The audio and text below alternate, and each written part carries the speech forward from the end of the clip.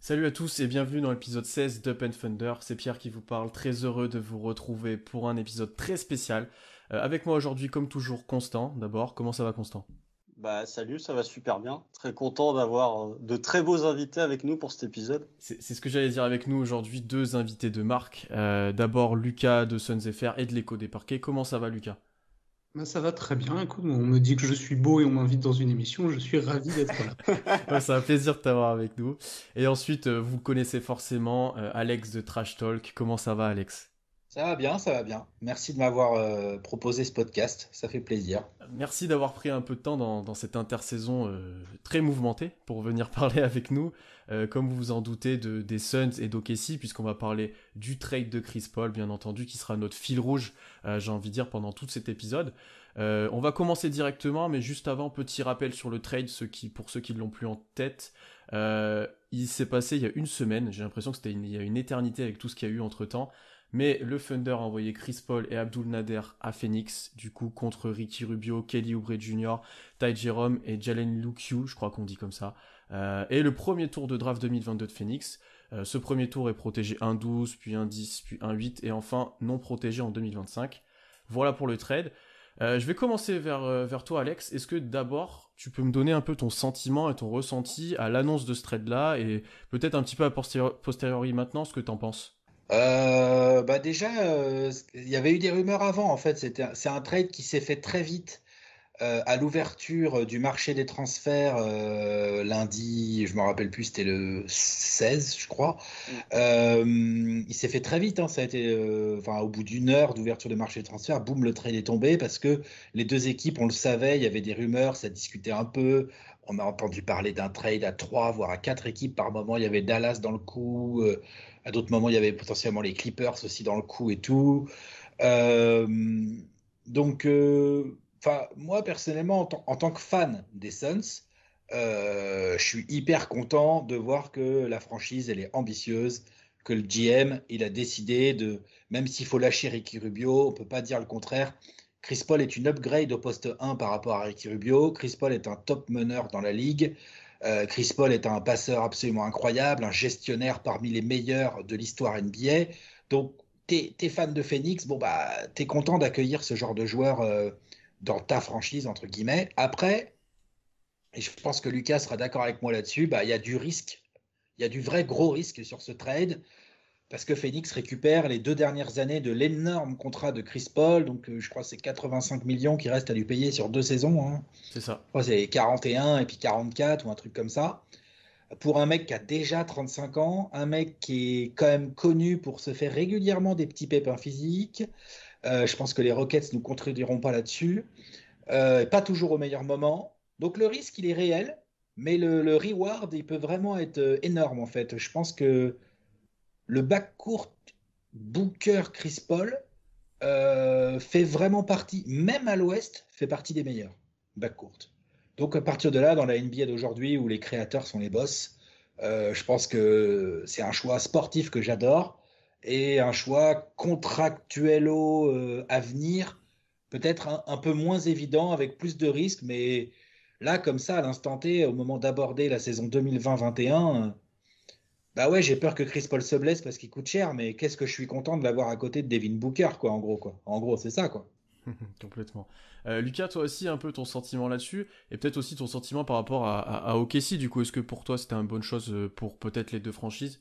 Voilà, par rapport aux deux franchises. Moi, dans un premier temps, je suis moins inquiet qu'Alex au niveau du contrat parce que je le trouve cohérent dans le plan de route des Suns, dans le sens où la grosse échéance qu'ils ont désormais, c'est l'intersaison 2022 avec la fin des contrats rookies de DeAndre Ayton et Michael Bridges, qui coïncidera du coup avec la fin du contrat de Chris Paul. Donc c'est bien qu'il y ait tout ça qui arrive à échéance parce que si jamais ça a capoté, tu peux repartir de zéro et si jamais ça a bien fonctionné, tu peux repartir pour plus longtemps. Donc en soi, je trouve ça assez cohérent, même si effectivement le montant fait un peu flipper. Mais en soi, le trade, il a beaucoup de sens pour les deux parties à ce niveau-là, je pense, dans le sens où Phoenix, comme l'a dit Alex, se renforce avec un upgrade conséquent sur un poste clé sur lequel ils étaient pourtant déjà bien dotés. Mais disons que l'amélioration est quand même assez massive et ils en avaient besoin. Et ils avaient besoin de se montrer ambitieux aussi.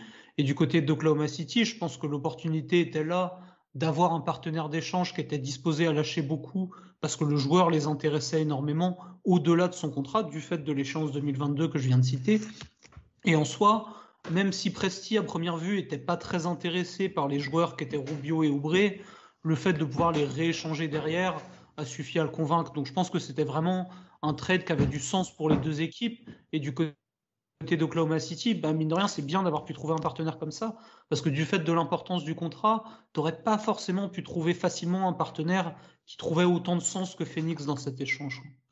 Et qui avait les moyens d'encaisser un peu de cap en plus. Absolument. Exactement. En plus. Donc ça, c'est vrai que Lucas, tu as raison là-dessus, c'est pour Oklahoma City, trouver Phoenix, c'était pas mal, ça permet de dégager le contrat de Chris Paul qui avait pas trop de sens dans la reconstruction globale que l'ami Presti est en train de nous mettre en place. Là, on est quand même sur là, on est quand même sur genre, on détruit l'immeuble et on en reconstruit un autre. Vous êtes d'accord? Ouais, exactement. Clairement. Là, c'est Ouais, et vraiment. puis surtout qu'ils ont eu des vraies contreparties dans l'échange, tu vois, Ah, comme mais si grave. c'était.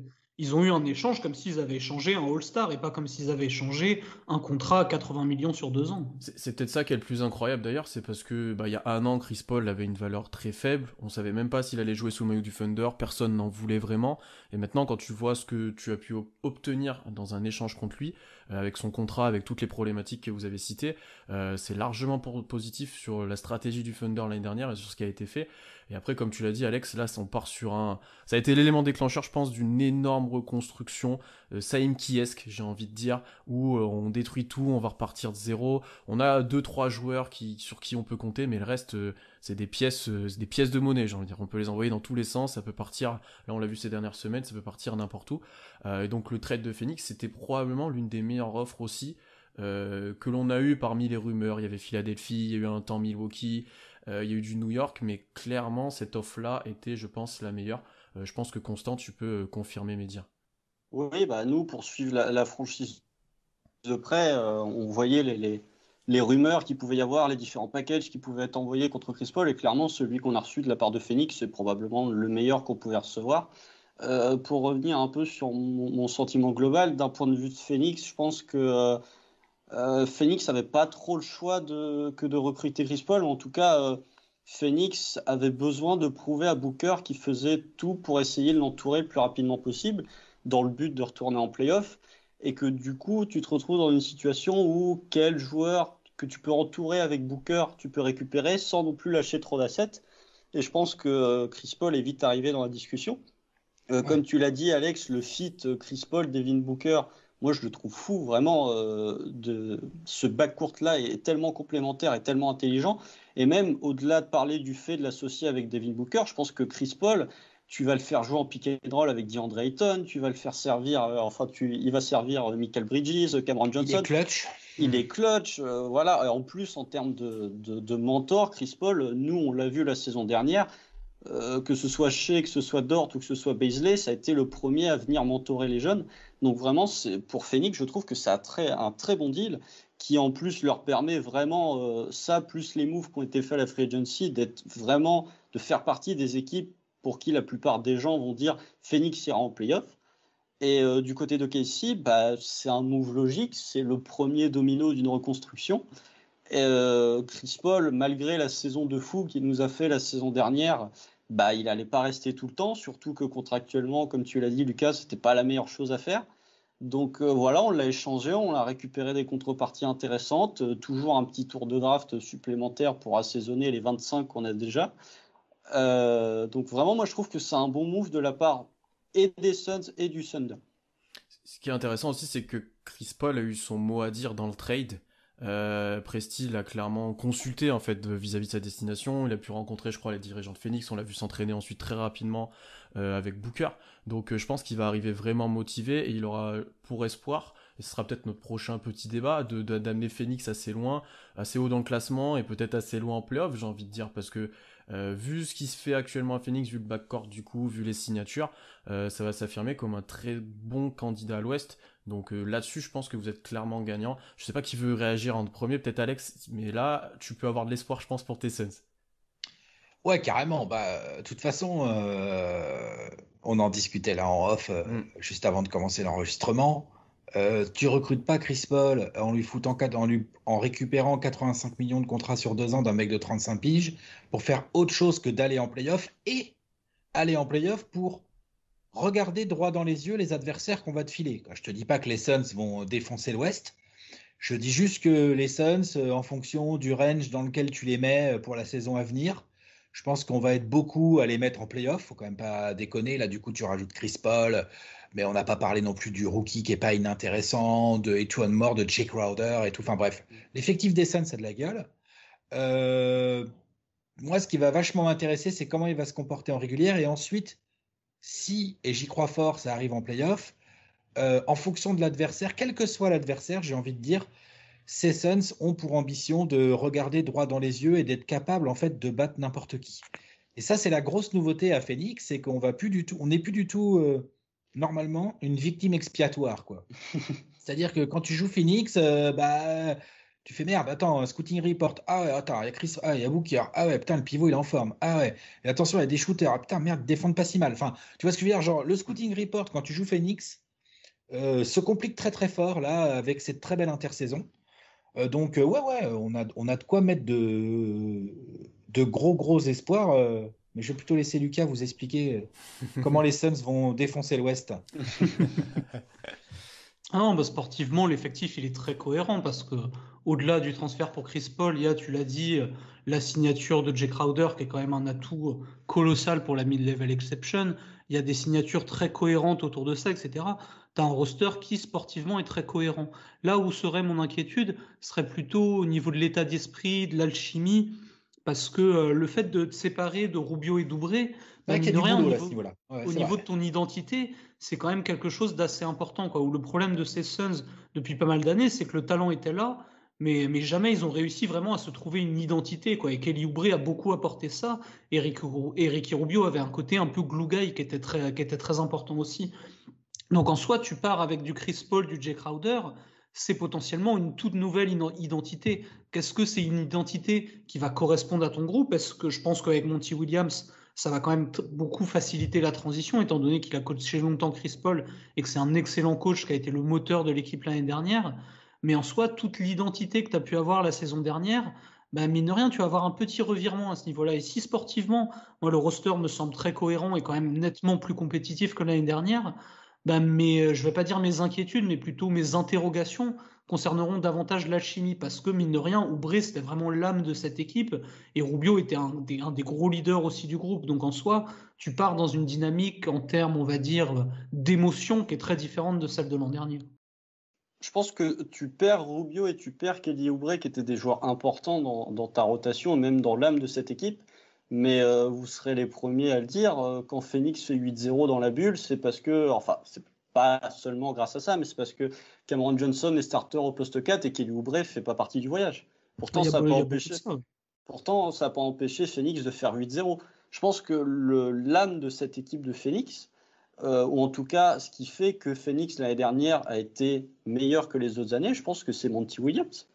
Ou en tout cas qu'il faut accorder beaucoup de crédit à Monty Williams, à ce qu'il a fait, parce que on l'a vu avec les précédents coachs de Phoenix, effectivement il y avait du talent, mais les résultats sportifs ne suivaient pas forcément. Monty Williams l'année dernière, il est arrivé, il a instauré une vraie mentalité, et c'est pour ça que pour répondre à ton interrogation, Lucas, moi je suis pas spécialement, je m'interroge pas spécialement sur l'alchimie dans cette équipe. Je pense que ce soit Monty Williams ou que ce soit Chris Paul, Devin Booker, je pense qu'ils ont un objectif commun, c'est aller en playoff. Et cet objectif commun, ça va les rassembler, ça ne va pas créer de dissension. Je pense qu'il n'y aura pas de débat sur qui prendra le plus de shoots, ce sera Booker. Mais du coup, ça ne va pas créer de soucis en interne avec Chris Paul ou avec DeAndre Ayton. Je pense qu'à partir du moment où Phoenix gagnera des matchs, Chris Paul il s'en fichera de savoir s'il a mis ses 18 points et ses 8 passes. Oui, moi, c'était pas dans une logique de compétition ou de concurrence entre les joueurs, quoi. C'était vraiment plutôt un état d'esprit, une ambiance plus générale, tu vois, où tout le côté Valley Boys, etc., ça a beaucoup parlé aux joueurs plus jeunes de l'effectif.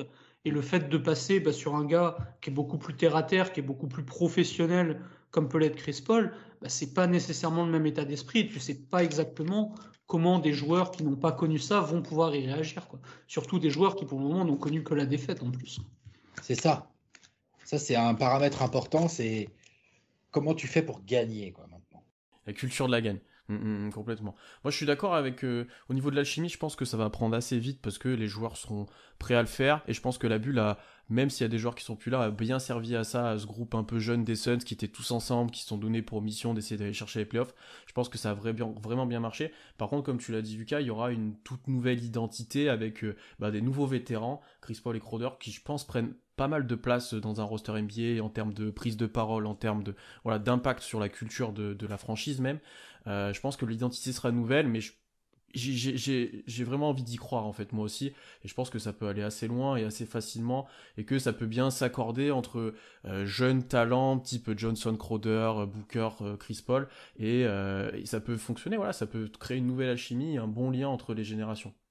Oui, absolument. Moi, j'adhère totalement à ce que Constant a dit à ce sujet-là, hein. Le fait d'avoir Monty Williams en rassembleur et vraiment en tant que leader absolu de ce groupe, hein, parce que plus que les joueurs, le leader de cette équipe, c'est lui. Le fait de l'avoir va énormément faciliter ça. C'est pour ça que j'ai préféré ne pas parler d'inquiétude, parce que Constant a tout à fait raison. Le fait d'avoir Monty Williams te donne une certaine sérénité par rapport à cette transition-là. Le seul point sur lequel on peut s'interroger au niveau de l'ambiance dans l'équipe, c'est que Phoenix a fait énormément de signatures à la free agency. Phoenix a drafté avec le pick 10. Tu te retrouves quand même avec un nombre de talents assez conséquent. Est-ce que tout ce petit monde-là, qui va forcément se retrouver avec des temps de jeu un poil réduits, je pense que les jeunes, par exemple, qui étaient là l'année dernière, Michael Bridges ou Cameron Johnson, quand ils vont voir que c'est Jay Crowder qui va potentiellement starter au poste 4, ou en tout cas quand il va prendre un peu de leurs minutes, est-ce qu'il ne va pas y avoir justement peut-être un début de friction, entre guillemets, parce que tu as aussi Dario Saric au poste 4. Enfin, vraiment, c'est la petite interrogation que j'ai, c'est il y a tellement de talent dans ce roster que la distribution des minutes, je suis curieuse de voir comment elle va avoir lieu. Ouais, mais c'est pas un truc qui m'inquiète dans le sens où le general manager c'est James Jones, et James Jones, lui, c'était vraiment joueur de banc, joueur de rotation, joueur de devoir, et que ça soit dans sa draft ou dans son recrutement, il cherche des joueurs de ce profil-là aussi, quoi. Le fait, par exemple, que l'an dernier, il drafte très haut Cameron Johnson, qui était annoncé fin de premier tour, il le prend dans la loterie. Tu te dis, ouais, il veut un mec role player qui fait pas de vagues, bon état d'esprit. Cette année, rebelote. Jalen Smith, qui était annoncé fin de premier tour, calibré role player, il le prend dans la loterie aussi. Il signe un gars comme Étoile Noumour. Voilà, il veut des gars qui justement ne font pas de vagues à ce niveau-là, qui sont un peu à son image. Et je pense qu'en termes de compétitivité de l'effectif, personne ne va se tirer dans les pattes parce qu'il choisit beaucoup les joueurs en fonction de leur état d'esprit et du rôle qu'ils peuvent tenir dans une équipe aussi. Non, non, c'est clair. Je suis assez d'accord. Et puis effectivement, il n'y aura pas de surprise. Je veux dire, Booker va avoir des grosses minutes, Michael Bridges va avoir des grosses minutes, Ayton va avoir du vrai temps de jeu. Et après, ça va s'organiser un peu naturellement. Je pense que Cam Johnson, il est capable de comprendre pour qu'il est en rotation avec des Bridges, avec des Crowder, avec des Saric et tout sur les postes 3-4. Il va pas commencer à gueuler. Je vois mal Abdelnader ou Etienne Moore ou Javon Carter faire wesh, Booker, il a trop de minutes. Enfin, tu vois, ça me paraît compliqué quand même. Donc je suis assez serein là-dessus. C'est plus à Monty Williams qui m'a pas toujours épaté tactiquement l'année dernière. C'est plus à lui de nous montrer qu'il est capable, avec un effectif aussi riche, de faire les bons choix et de faire gagner l'équipe, enfin d'aider l'équipe à gagner, quoi. Oui, parce que c'est vrai qu'un des points faibles de l'équipe l'an dernier avait été justement la concurrence qui avait été mise en place sur les gardes remplaçants, donc Javon Carter, Eli Okobo, Ty Jerome et Tyler Johnson à un moment, où un coup c'était un qui avait les minutes, il faisait 2-3 matchs pas top, du coup c'était un autre qui faisait un bon match, Voilà. puis soudainement quand on faisait 3 qui étaient pas bons, il avait eu du mal à trouver une hiérarchie sur ces postes-là, du fait que les joueurs avaient tous des niveaux assez similaires, quoi. Et c'est vrai qu'à ce niveau-là, sur le banc en tout cas, pour les titulaires, j'ai aucun doute, mais pour ce qui est du banc, tu as quand même beaucoup de joueurs qui ont un niveau relativement semblable. Et dans ce cas-là, ouais, la hiérarchie sera une question qui va se poser à un moment. Ouais, je suis d'accord avec toi, je pense que ça va être très important de l'établir assez rapidement. Comme tu l'as dit, l'année dernière, c'était assez problématique. Et Alex, tu as mentionné Abdul Nader, mais on n'a pas parlé de cette partie-là du trade. Votre avis, est-ce qu'il va jouer? Est-ce qu'il va être dans la rotation? Parce que, alors moi, j'aimais bien OKC, mais il avait un faible rôle, et Constant est contre, et n'aime vraiment pas. Donc je sais pas quelle vision vous en avez, si vous avez des espoirs en lui, s'il va jouer, s'il va être coupé, mais est-ce qu'il y a des news dessus? Moi, ce que j'aime bien en fait dans l'arrivée d'Abdelnader, à mon avis, il va rester, c'est la polyvalence que ça te pose sur les ailes. C'est-à-dire, tu vas avoir des défenseurs assez vif avec Michael Bridges, Javon Carter, qui sont plutôt des gars collants qui vont te suivre, et d'autres défenseurs pareils de périmètre, mais qui vont être plus dans la puissance avec Jay Crowder et Abdelnader justement. Donc je pense que selon les équipes et selon le match-up, bah, c'est un profil qui potentiellement va bouffer du temps de jeu à Javon Carter si jamais c'est sur un mec plus puissant. Si c'est un mec plus vip, ça sera plutôt Javon Carter et Nader aura moins de minutes, etc. Et tu peux te construire une rotation bah, que tu peux adapter à ton adversaire aussi. Donc à mon sens, tout le monde y trouvera son compte et il apporte une vraie polyvalence dans les profils de défenseurs extérieurs dont on va disposer. Ah ouais, c'est clair. Défensivement, c'est pas mal, hein, parce que tu as Javon Carter, tu as Abdelnader, tu as Jay Crowder, tu as Michael Bridges, bien évidemment. Tu as, pourquoi pas, allez, on y croit, DeAndre Ayton qui va se sortir un peu les doigts. Phoenix a des options défensives quasiment à tous les postes que je trouve assez intéressantes. Les mecs comme Abdelnader ou Javon Carter et tout, toute la question va être aussi de voir comment on attaque quand ces mecs-là sont sur le terrain aussi. Après, pour le coup, Là où ils sont un peu plus limités. Abdelnader, pour l'avoir eu pendant quelques années, ses shoots, il va les rentrer. Par contre, en défense, c'est pas, Ça dépend c'est des pas moments. Javon Carter. Hein. Ça dépend. En fait, on a une vision assez différente parce que moi, je valorise plutôt son aspect. Il y a des matchs où il va jouer 15 minutes, il va mettre 15 points très rapidement, il va scorer, il a un bon l'énergie, tir. ouais. Ouais, à l'énergie, il a un bon tir. Il est capable de même mettre des coast-to-coast des fois avec sa vitesse. Il est assez puissant, assez physique, ça je suis d'accord avec toi, Lucas. Mais défensivement, en fait, on a du mal à même le situer en termes de niveau, en termes de capacité, parce qu'il y a des matchs, il va être assez intéressant, et il va limiter la casse, et on se dit, voilà, ok, c'est plutôt pas mal, sachant qu'à OKC, il y avait une rotation extérieure en défense qui était assez incroyable. Même l'année dernière, il y avait des gros défenseurs. Et il y a des moments où, par contre, il est à côté, quoi. On voit il a envie d'attaquer, il a pas forcément envie de défendre pour le coup. Donc ça sera intéressant de voir comment il s'adapte à cet univers de Phoenix et à cette nouvelle défense aussi. Mais c'est intéressant de la vision que vous en avez, qui est un peu différente de la nôtre du coup. C'est marrant, moi j'ai la vision d'un mec qui défend le plomb, moi. Ouais, ça, c'est parce qu'il est costaud. Non, ça, par marrant, contre, il ça. est costaud, il a un bon profil de rebondeur, il est assez long. Ça, physiquement, j'ai envie de dire, c'est un corps qui, sur un terrain de basket, il va prendre de la place, voilà, il va aider. Par contre, en termes de défense individuelle et peut-être même un petit peu collective, il est encore perfectible et justement, ouais, on a un peu cette vision qui diffère. D'accord, ok. Ouais, moi c'est plus le profil puissance qui m'intéresse Ouais. plus que vraiment, on va dire, son skill set en tant que défenseur. Ok, d'accord. Constant, je pense qu'il peut encore plus confirmer cette vision différente, j'ai envie de dire. Non, bah, c'est-à-dire que Abdelnader, pour le coup, vous avez plus de chances de le voir rentrer à 3 points que de faire un gros stop défensif. Pour moi, c'est vraiment un profil plus d'attaque que de défenseur. Alors effectivement, D'accord. physiquement, il a un profil où tu peux te dire, il peut être bon défensivement, mais pour l'avoir eu à OKC, vraiment, il y a Abdelnader, si tu l'utilises et si tu le mets sur un terrain de basket, faut pas l'utiliser pour ses qualités défensives, faut plus l'utiliser justement pour sa capacité qu'il a à shooter. Parfois, il est capable aussi de driver. Par contre, faut pas lui demander de faire des passes parce que ça va être compliqué. Mais il peut te rentrer quelques shoots. De temps en temps, défensivement, il va être un peu intéressant, mais vraiment, je pense que c'est pas ce qu'il faut demander à Abdelnader. Et justement, c'est ce que disait Lucas au début. Euh, Ta rotation sur les ailes, en fait, tu as Michael Bridges qui est un excellent défenseur, et de l'autre côté, enfin, tu as Etwan Moore aussi qui peut défendre et qui peut rentrer quelques shoots. Et justement, pour contrebalancer avec ça, tu peux lancer un Abdelnader qui, lui, va te faire une saison, je sais pas, 37-38% à 3 points comme il faisait au KC. C'est un boost offensif dans sa première identité, j'ai envie de dire. Après, voilà, comme vous l'avez dit, physiquement, il est intéressant, il a des bonnes qualités athlétiques. Donc, est-ce qu'il pourra progresser physiquement? Parce que à OKC, on est un peu biaisé aussi dans l'évaluation des défenseurs extérieurs, parce que quand il y a Dort, quand il y a Ferguson, quand avant il y avait Robertson, même Diallo défendait sûrement mieux que lui. C'était lui qui il pâtissait un petit peu de cette image, quoi. C'est vrai. C'est possible, ça. C'est vrai qu'à OKC, vous avez eu un paquet de défenseurs extérieurs très sérieux là, ces dernières années.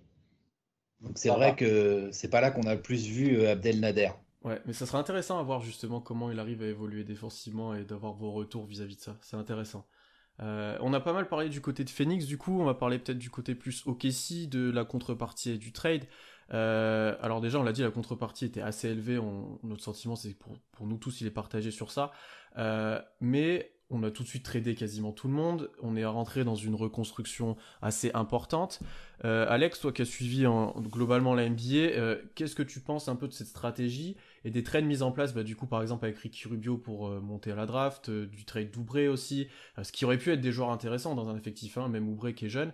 Est-ce que tu penses que c'est une bonne stratégie? Est-ce que tu penses que c'est trop aussi peut-être? C'est trop envoyer des pièces partout? En fait, la stratégie, je la comprends. Mhm. Mais je veux dire, la stratégie de reconstruction, de beaucoup de draft picks, pour après voir un peu ce que tu en fais, là, je pense que ça y est, là, je pense qu'on peut commencer à dire que OKC commence à avoir suffisamment de draft picks pour envisager sereinement une reconstruction. Par contre, j'ai été un peu surpris par déjà la vitesse à laquelle Presti. En fait, je veux dire, Rubio et Oubre, ça va. Tu peux les foutre dans ton effectif et les faire un peu jouer, notamment. Notamment Oubre, qui est quand même jeune et qui a encore du potentiel et qui n'est pas payé. Enfin, je veux dire, il était à 15 millions, je crois, à l'année. Là, l'année qui lui reste, là, à Oubre, c'est pas non plus un truc de dingue.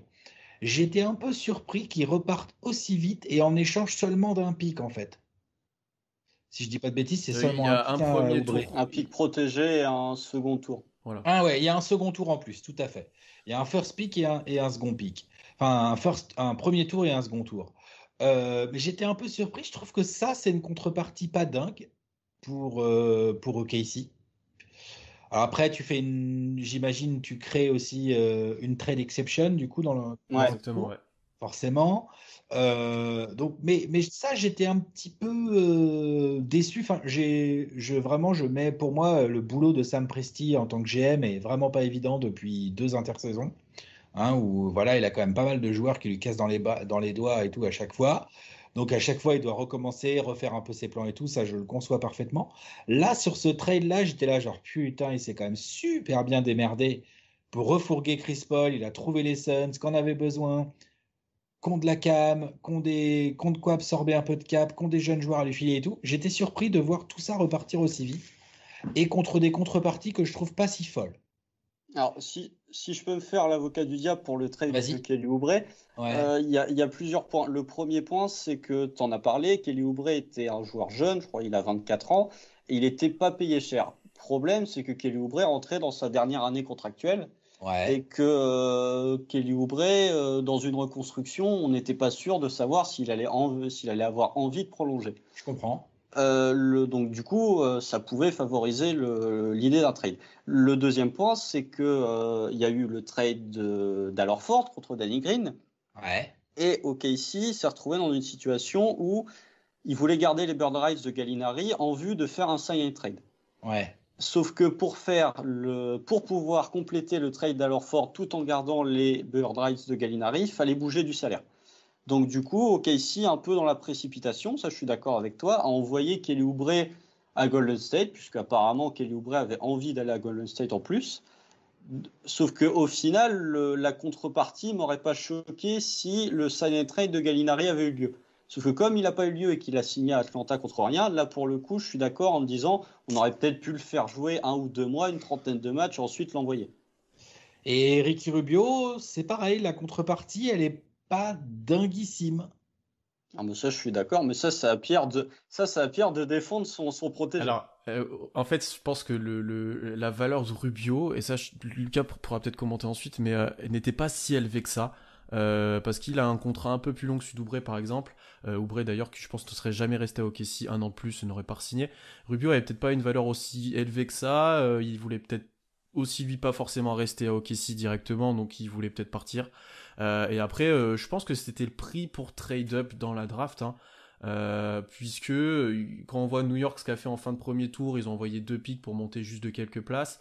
Là on est quand même monté de pas mal de places. On voulait aussi drafter, je pense que tout le monde le savait qu'on voulait drafter Pokusevski, et du coup la valeur pour monter en fait dans la draft, les gens devenaient plus demandeurs en fait parce qu'on voulait vraiment monter. Du coup tu as tendance à plus négocier, et ça a été un peu problématique à ce niveau-là. Je pense que ce trade là il pourra être jugé du coup que quand Pokusevski aura fait ses premiers pas en NBA et voir ce qu'il donne. Et a posteriori aussi, il y a James Johnson qui a été récupéré, qui a été renvoyé. C'est un trade où on a récupéré d'autres tours de draft qui ont un peu revalorisé ce trade. Mais je suis d'accord avec toi, Alex, dans un premier temps. ce trade-là, il paraissait un peu déséquilibré pour pas mal de gens, surtout ceux qui croient pas en Poku comme Constant par exemple.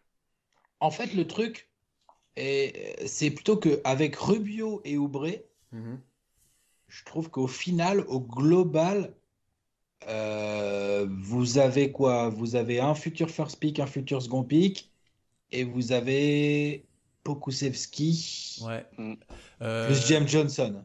J.K. Johnson qui a été retradé, où on a récupéré, alors là ça devient Justin Jackson, Trevor Ariza et un second tour. Mais Ariza, il n'est pas resté, si? Il est encore pour l'instant. Il est encore là. Il est encore là, oui, parce que lui, il bouge beaucoup en ce moment. Lui, Lui, voyages. Il a des records. Il vit dans les aéroports, lui, pour l'instant. Donc je trouve que c'est pas ouf. Au final, pour une fois, je trouve que Presti, avec Rubio et Oubre, je trouve pas ça je trouve pas qu'il ait transformé ça en quelque chose de si dingue. Et en fait, finalement, au bout d'un moment, accumuler les first picks, de toute façon, on sait très bien qu'il va être obligé d'en packager et tout. Enfin, genre, je sais pas, je m'attendais peut-être à trop de merveilles, mais ça m'a pas épaté. Maintenant, je comprends complètement le projet et franchement, je fais confiance absolue en Sam Presti pour faire repartir OKC sur de bonnes bases dès l'été prochain. Pour le trade de Minnesota, je pense qu'en soi, je le trouve cher payé. Moi, pour le coup, je pensais que franchement, pour aller drafter en 17, Rubio plus 25 ou Rubio plus 28, ça aurait été suffisant. Le fait de mettre Rubio plus 25, plus 28 pour monter en 17, je trouve ça quand même assez cher payé.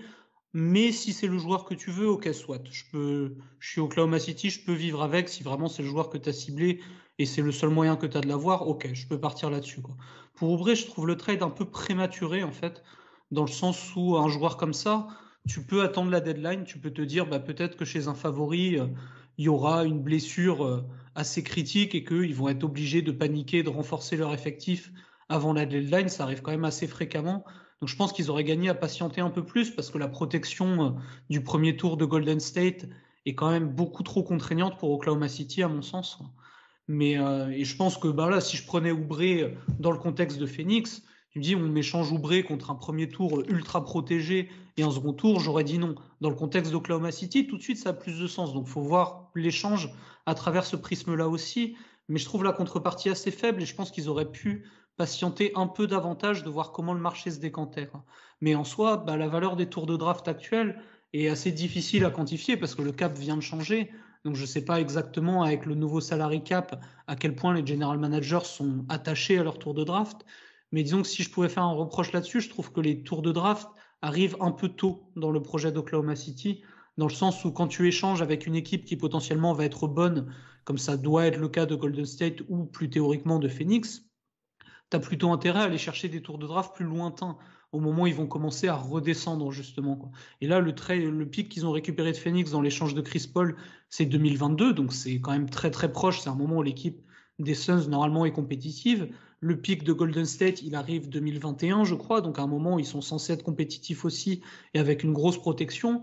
Donc finalement, c'est des pics qui vont pas être aussi profitables que ça et qui, du moins, qui ne seront pas aussi profitables si tu étais allé les chercher un peu plus loin dans le temps, quoi. Et j'ai l'impression que les pics qui ont été récupérés beaucoup par Oklahoma City ces derniers jours, bah, sont des pics qui vont arriver un peu trop tôt dans leur projet.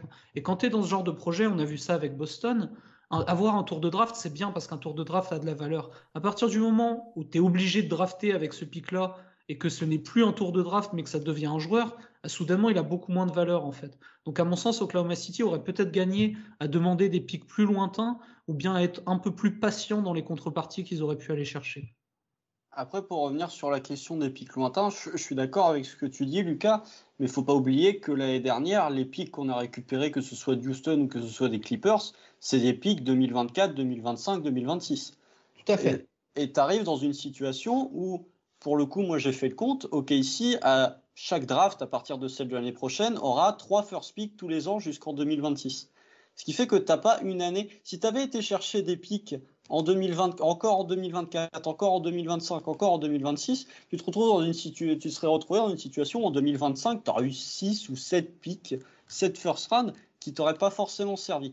Que si tu vas chercher des pics par exemple de Phoenix ou des pics de Golden State, même si celui de Golden State est protégé assez fortement, tu te retrouves dans une situation où tes pics, tu peux quand même les bouger. Et quand on sait à quelle vitesse ça va en NBA, par exemple, l'année prochaine, on aura le pic le meilleur entre celui du 8 et celui de Houston. Il y a 2 mois, on se disait, bon, bah, c'est un pic qui va être dans le top 20. Là, quand tu vois la situation actuelle de Houston, tu te dis potentiellement, ça peut être un pic de loterie. Donc, la NBA va tellement vite et évolue tellement que récupérer des pics à long terme, effectivement, c'est bien parce que tu paries sur une équipe qui s'effondre, mais récupérer des pics à court terme, ça peut aussi être profitable parce que tu peux rajouter plus vite des jeunes dans ton projet de reconstruction, même si c'est des pics plus bas, tu peux quand même les rajouter au lieu d'attendre 4 ans qu'ils arrivent. Et encore une fois, les pics, quand tu as un petit marché comme OKC, tu es obligé d'accumuler les pics parce que si tu veux trader pour une superstar, bah, tu seras obligé d'envoyer des pics et tu peux pas attendre comme les Lakers ou comme d'autres franchises de les signer à la free agency.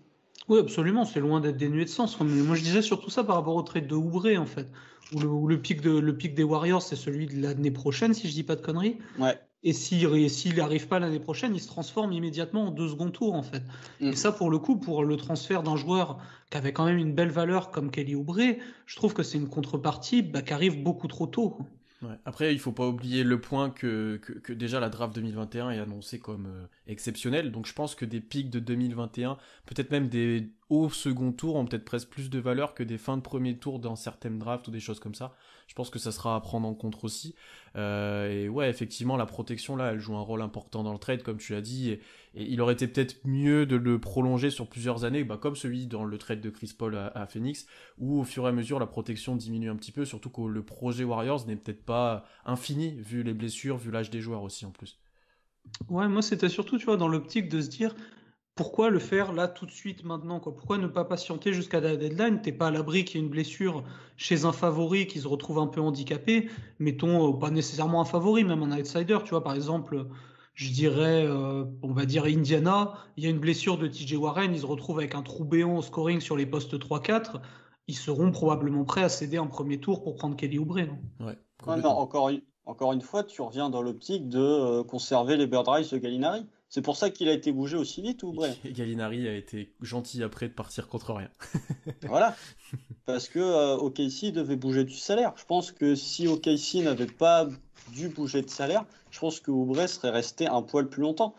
Après, prendre Kelly Oubre, ou que ce soit Ricky Rubio, que ce soit Kelly Oubre, si tu les as dans ton équipe le 22 décembre, tu peux te dire, eux, ils vont me faire gagner des matchs. Et OKC, l'année prochaine, n'a absolument pas l'intention de gagner des matchs. Oui, non, je vois totalement la cohérence à moyen terme. Mais comme je te dis, moi, j'ai aucun problème sur la cohérence du projet. Je pense juste que les manœuvres sont un peu tôt et qu'il y a moyen peut-être d'avoir mieux, quoi. Mais après, c'est un peut-être. Donc en soi, si tu arrives à avoir ce dont tu es sûr maintenant, tu as sans doute raison de le faire, étant donné qu'avec tous les pics dont tu disposes, tu as une grosse marge d'erreur de toute façon. Mais disons, voilà, c'est un regard critique sur, voilà, est-ce que je donne 15 sur 20 à celui-là ou est-ce que je donne plutôt 13 sur 20? Dans les deux cas, c'est quelque chose de positif pour la franchise. Oui, oui. Ah, c'est vrai que là, il y a une masse de pics hallucinante quoi, côté OKC. Là, il y en a ça 18. devient n'importe quoi, les first picks d'OKC, là, mais c'est... Les mêmes qui tournent avec OKC qui choisit à tous les choix dans les futurs drafts sont assez Bah, drôles, n'empêche que vous avez quelques pics hyper intéressants en plus. Hein, je veux dire, vous avez du pic de Houston, on ne sait pas ce que va devenir Houston. En un trade ou deux, les pics de Houston, vous pouvez avoir une value incroyable dessus. Ceux des Clippers aussi. Hein. Des Clippers? Ouais, parce que dès l'année prochaine, quand Kawhi et Paul George arrivent dans en fin de contrat, que si le projet n'a pas fonctionné cette année, t'arrives déjà dans une reconstruction presque chez eux. Peut-être, s'ils ne re-signent pas. Ouais, c'est ça. Mais là, avec Houston, avec toutes les rumeurs qu'il y a eu autour de Westbrook et de Harden, tu peux peut-être te dire que sur un malentendu, l'un, voire les deux, vont se retrouver dans des trades où on sait très bien qu'en termes de value pure, à court terme, ça va être très compliqué pour Houston d'avoir des joueurs aussi forts. Donc ils seront plus sur de la reconstruction avec des gros packages, des jeunes et des pics. Du coup, ils vont gagner moins de matchs. Du coup, les pics de Houston commencent à avoir une sacrée valeur quoi, dans les drafts, potentiellement sur les drafts 2021 et puis 2024. Vous l'avez quand? Je sais plus. Après, on a beaucoup de swaps avec eux aussi. Vous avez du 2021, vous avez du 2024, je crois. Enfin, je sais plus. Enfin, vous en avez plein de Houston. Ouais. Là où c'est machiavélique, c'est que c'est quand même vous qui les avez en partie mis dans cette merde-là aussi. Quoi. Ouais. Exactement. Tout à fait, c'est magnifique. Après, si je peux me permettre, les pics de Houston, contrairement aux pics des Clippers, sont quasiment tous protégés. Par exemple, celui de Houston l'année prochaine, il est protégé 1-4. 2024, c'est pareil, c'est protégé 1,4. 2025, c'est 1,4, protégé ça va. 1,10. Oui, un 4, ça va. Oui, Ouais. mais C'est-à-dire que tu peux avoir le pick 6 quoi, l'année prochaine, en ouais, plus de ton propre pick. du coup, si tu te retrouves dans une situation où tu as et Harden et Westbrook qui bougent, surtout avec la loterie où les probabilités changent, faut pas non plus qu'ils soient trop Oui, mauvais parce que tu peux te retrouver dans oui, une situation où je vois ce que tu veux dire. Houston fait huitième de la ligue et un beau soir de loterie, il se retrouve dans le top 3. Oui, je vois ce que tu veux dire. Mais enfin, tu as quand même les Cavs, les Pistons, les Knicks, Nous aussi. toi-même, pour te sauver de ce genre de situation. Hein. Tu as du Ah non, monde. mais oui, oui, je suis d'accord. Mais oui, je vois, sur la loterie, c'est vrai que sur un malentendu, bim, Houston, ils sont pick 3 et hop, t'es marron, quoi. Ça, je comprends. Bien Surtout sûr, que bien sûr, bien sûr.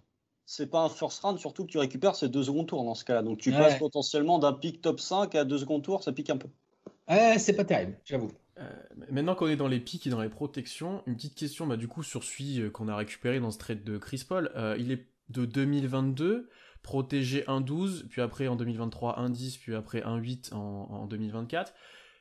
Il vaut quoi ce pic? Est-ce que par exemple en 2022 c'est pas exclu qu'il arrive à OKC? 1,12 c'est possible, je pense.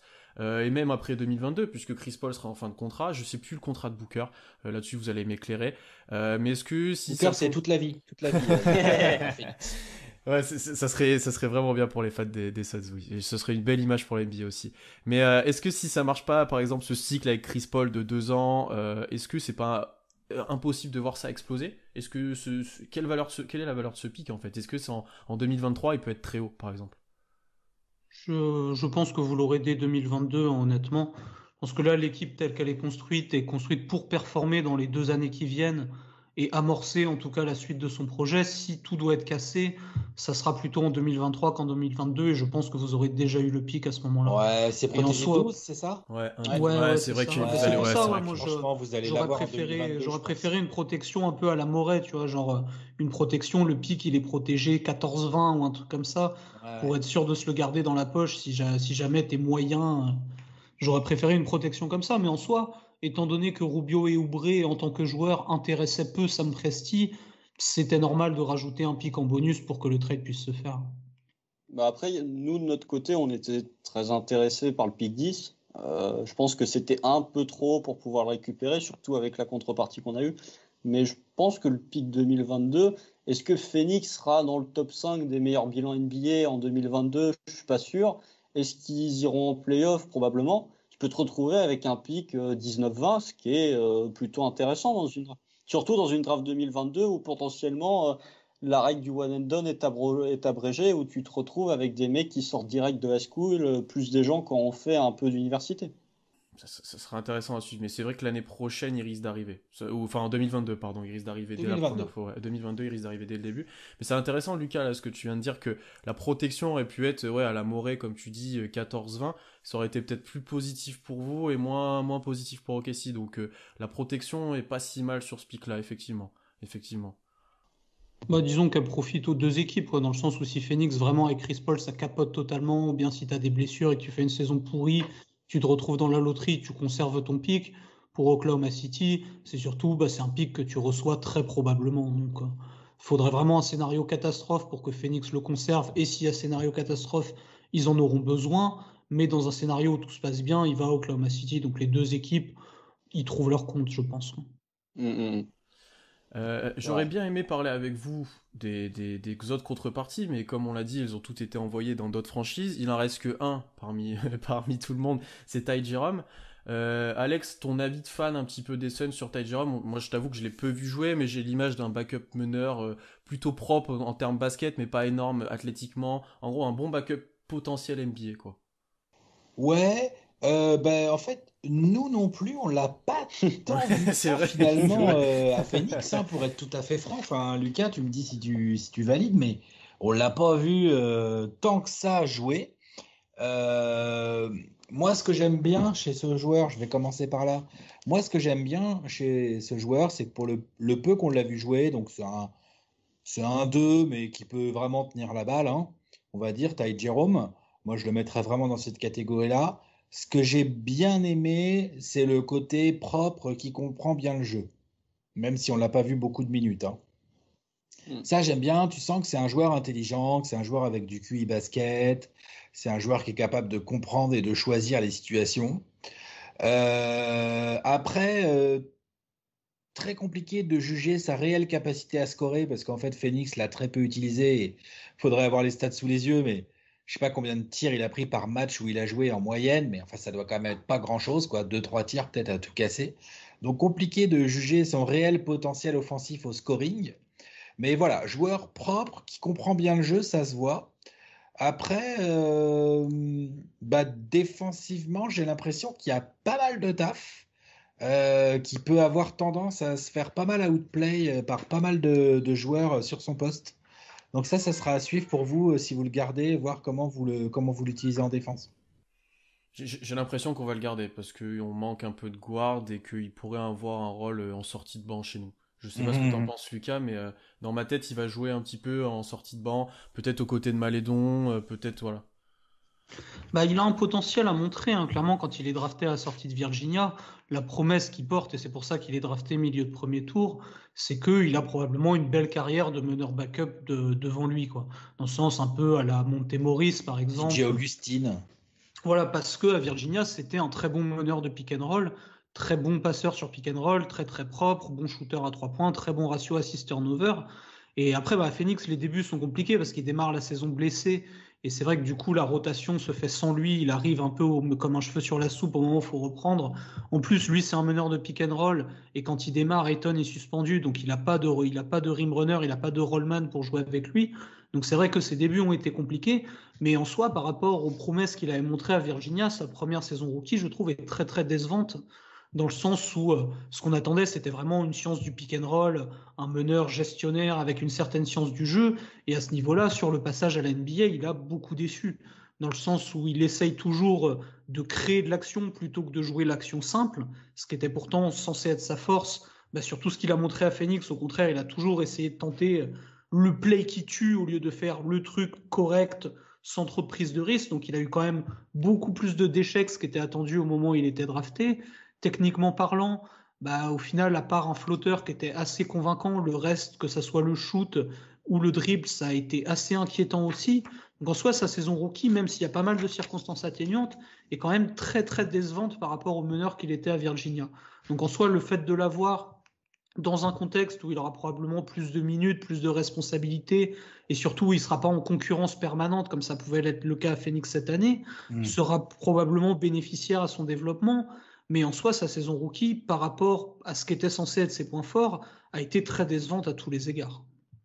J'ai les stats là, 10 minutes, enfin il joue 31 matchs l'année dernière, 10 minutes de temps de jeu, 3 tirs pris en moyenne. Ah, ça, il n'a pas beaucoup pris de tirs. Donc après, c'est difficile de juger. Je suis d'accord avec toi, Lucas, sur le fait qu'il y a des choses qui sont inquiétantes dans sa saison rookie. Mais de mon côté, j'ai plutôt envie de rester sur les circonstances atténuantes et surtout sur son passage à Virginia où c'était un bon meneur. C'est pour ça, comme tu as dit, qu'il est drafté 24e. Et là où c'est inquiétant, entre guillemets, là où je me pose des questions, c'est que à Virginia, sa qualité première, en dehors de sa création sur pick and roll, c'était son tir extérieur.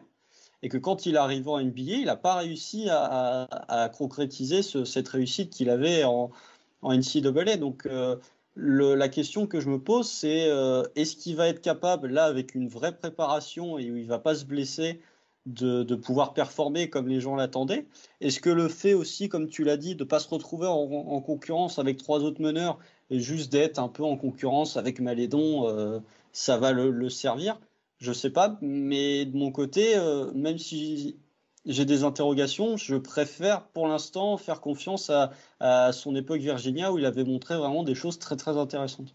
Disons que oui, ce dont Phoenix avait besoin de sa part n'était pas nécessairement quelque chose qui correspondait à son profil, dans le sens où ils avaient vraiment besoin d'un playmaker en sortie de banc, et Ty Jerome est bien plus un gestionnaire qu'un playmaker. Et c'est le fait de chercher à être un playmaker qui l'a beaucoup poussé à la faute tout au long de sa saison rookie, mais je trouve qu'il s'est quand même allègrement vautré dans cette voie-là de lui-même aussi, quoi.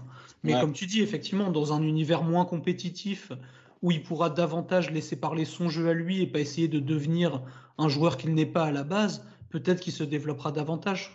Mais en soi, je pense que par contre, étant donné que, comme je disais tout à l'heure, c'est surtout un gros meneur de pick and roll, le fait de se retrouver, j'aurais bien aimé le voir jouer avec Steven Adams notamment, et le fait de se retrouver dans une équipe où à l'intérieur, c'est complètement le désert, et surtout c'est le désert au niveau des intérieurs expérimentés qui savent bien jouer le pick and roll, c'est quelque chose qui, encore une fois, risque de le pénaliser beaucoup dans son développement. Après, il y a Horford quand même comme intérieur qui Ah oui, c'est vrai, je Mais complètement zappé est-ce qu'il verra le terrain beaucoup avec Horford? C'est pas sûr. En sortie de banc, pour l'instant, il y a des incertitudes sur le jeu. Si c'est Pokusevski, ça sera pas le meilleur meneur pour jouer le pick and roll, notamment en termes de gravité vers cercle ensuite. Donc, je rejoins plutôt Lucas là-dessus. En termes de pick and roll, c'est pas peut-être la situation où ça sera le mieux pour lui et le mieux pour s'exprimer. Et on peut d'ailleurs se poser aussi la question pour Malédon, du coup, comment il pourra gérer ça, lui aussi, qui est un bon joueur de pick and roll. Ensuite, on parle beaucoup là de concurrence à ce poste de meneur qui l'ont empêché de jouer, mais la compétition n'était pas non plus fabuleuse, j'ai envie de dire. Enfin, avec tout le respect que j'ai pour Okobo et Cameron Payne par exemple, c'est pas non plus des joueurs affirmés en NBA, qui sont réputés, qui ont un gros rôle non plus quoi. Pour moi, il aurait pu s'imposer en fait s'il avait gardé son niveau de Virginia du coup. Je suis assez d'accord avec ça, quoi. Mais pour ça, ouais, effectivement, il aurait fallu que les attentes pour ce spot de meneur remplaçant correspondent un peu plus à son jeu quand même. Dans le sens où Okobo, en termes de profil, qui est plutôt un scoreur et qui est justement plutôt un playmaker par lui-même, avait plus de sens dans ce qui était demandé. Après, il n'a pas été bon dans ce rôle-là non plus. Ça aurait dû mieux fonctionner. Javon Carter, qui a eu des minutes là-dessus, il n'a pas été bon non plus au début parce que le rôle lui convenait pas. Quand il est passé dans un rôle exclusivement de défenseur chien de garde, soudainement, il s'est mis à bien jouer. Donc forcément, ouais, Ty Jerome, tu le mets dans un rôle qui lui convient pas, tu n'auras pas un bon joueur quoi qu'il arrive, quoi. Mais je pense qu'il y a de ça en circonstances atténuantes, mais même de lui-même, il a vraiment pas montré grand-chose, quoi. Non, mais c'est vrai que le rôle dans lequel tu mets un joueur, on en parle tous souvent et tout, le contexte, le rôle dans lequel un jeune joueur notamment arrive en NBA et tout, c'est extrêmement important parce que ça joue beaucoup aussi sur la confiance. Moi, je pense que Ty Jerome, s'il retrouve de la confiance, que ce soit au OKC ou ailleurs, s'il retrouve de la confiance, déjà les shoots vont se mettre à rentrer. Après, je suis d'accord avec tout ce que vous venez de dire. Il est vrai qu'à OKC, avec qui il va vraiment jouer le pick and roll, qui est quand même censé être son point fort, c'est-à-dire la gestion du jeu autour d'un pick and roll, ça, on va voir. On va voir quel genre de minutes il va avoir, parce que moi, j'ai une petite question pour vous, là, les spécialistes d'OKC, là. C'est qui votre meneur titulaire, là, la saison prochaine, de toute façon? C'est quoi votre backcourt? Alors, si George Hill est encore là, le backcourt, c'est George Hill Shea. Si George Hill part, soit tu es fou et tu mets Malédon starter au poste 1 avec Shea, au poste 2, soit tu es un peu plus raisonnable et tu fais starter Shea au poste 1, Dort en 2 et tu mets Diallo en 3. Ce qui n'est pas forcément une bonne solution de mettre Shea en 1 où il est moins efficace, il est moins à l'aise. Alors peut-être que ça sera son futur développement justement, peut-être qu'ils veulent tenter ça, mais il est largement moins à l'aise dans ce rôle-là. Donc George Hill, en fait, on aimerait bien le garder parce il serait important dans le développement et dans le backcourt. Oui, c'est ce que les Kings pensaient aussi. Ouais.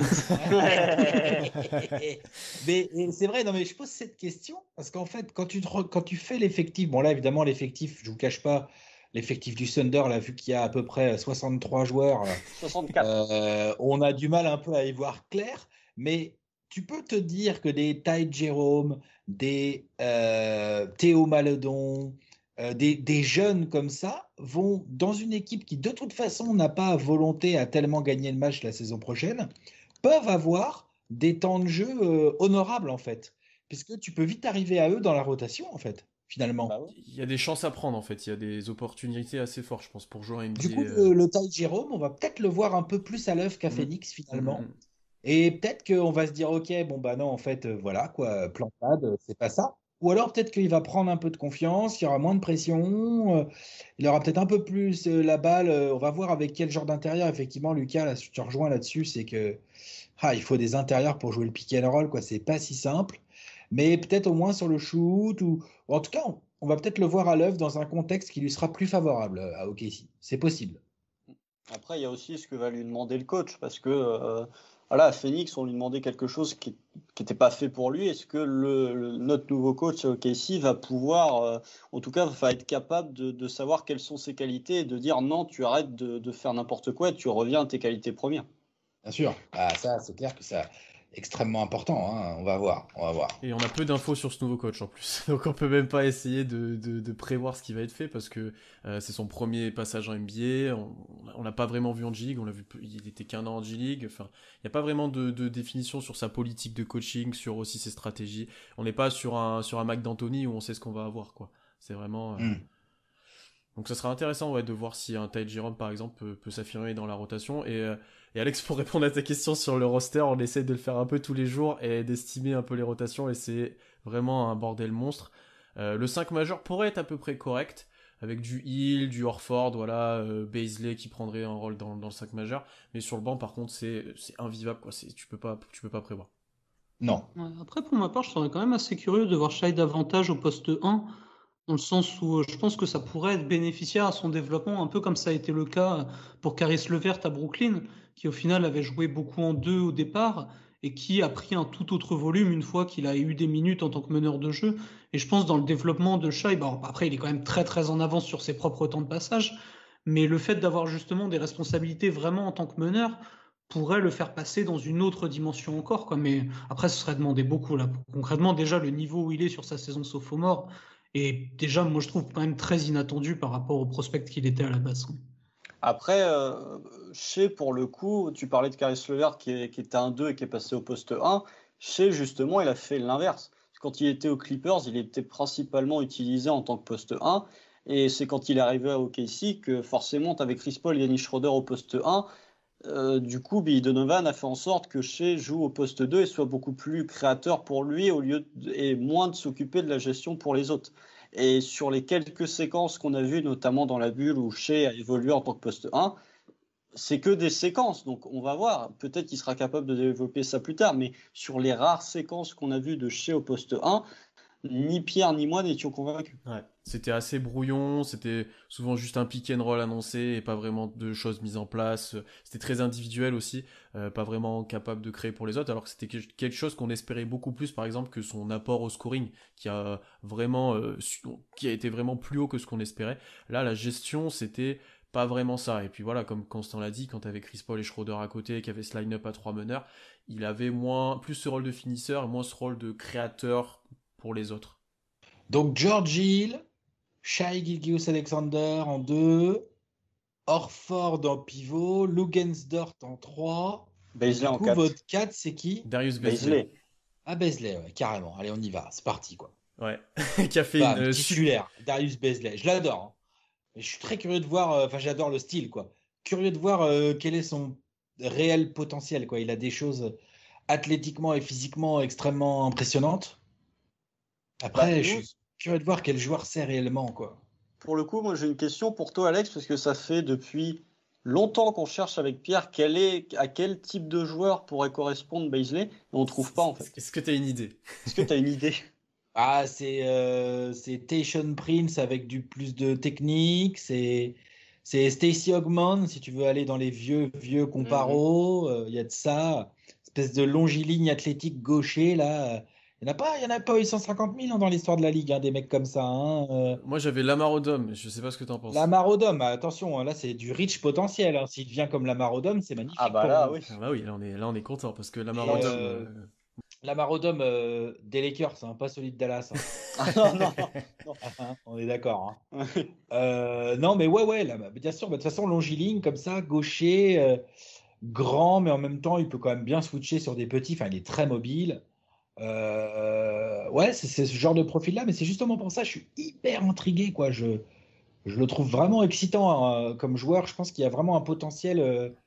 Tu as la sensation qu'il peut se passer un truc autour de ce joueur et qu'il peut devenir très fort. Le problème avec les profils aussi singuliers, c'est que tu as potentiellement toute la démarche inverse aussi, quoi. Je pense notamment au niveau physique, en tout cas, moi, Bazley me fait beaucoup penser à Anthony Randolph. Et Anthony Randolph, qui a été un échec colossal en NBA, mais d'un autre côté, qui a été une réussite monumentale en Europe, quoi. Et tu te dis, selon la manière dont tu le développes, selon comment il trouve sa place, selon comment il trouve son jeu, parce que pour un joueur comme ça, au profil aussi unique, la difficulté c'est de se définir lui-même, parce que c'est difficile de se définir par rapport à d'autres modèles ou à d'autres joueurs quand toi-même tu ressembles à personne en tant que basketteur. À partir du moment où tu arrives à trouver ton jeu, tu peux devenir un grand joueur, quoi. Mais le plus dur, c'est justement de le chercher, quoi. Ou Anthony Randolph en NBA, pendant des années et des années, il a cherché son jeu, il l'a jamais trouvé, quoi. Ah, c'est ça. Ce qui est intéressant pour Beasley, c'est que dans la bulle, il a été plutôt très adroit à 3 points. Il a resitué un peu ses prises de tir. Il était très dans les corners en début de saison, puis là, beaucoup plus dans l'axe. Et il a tourné à des chiffres à 40% par exemple à 3 points sur les matchs de la bulle plus la série de playoffs où il a peu joué, mais il était intéressant en sortie de banc et on aurait aimé le voir plus. Mais ouais, lui, c'est clairement, il va gagner du galon en fait à OKC. Il va rentrer sûrement dans le 5 et il va avoir des responsabilités. Donc ouais, pour le coup, si t'es intrigué par lui, Alex, ça va être le moment de le regarder, je pense. Ah, mais clairement, hein, Darius Bezley, ça fait partie des joueurs sur lesquels qui peuvent me faire rien que pour lui, je peux cliquer sur OKC sans problème. Parce il faut bien un peu de raison pour regarder OKC l'année prochaine, parce que ça va pas gagner beaucoup Ah, de bah, matchs. ça sera pas le pick and roll Georgie Lorford, hein, les gars, qui va me faire cliquer, je vous le cache pas. Non, mais après, quand tu vois que Beasley, pendant la bulle, il y a des matchs où il était en 22-10 à 3 sur 6 à 3 points, bon, bah, tu peux te dire qu'il a vraiment du potentiel, quoi. Ah non, mais il peut, hein. Tout à fait d'accord, hein.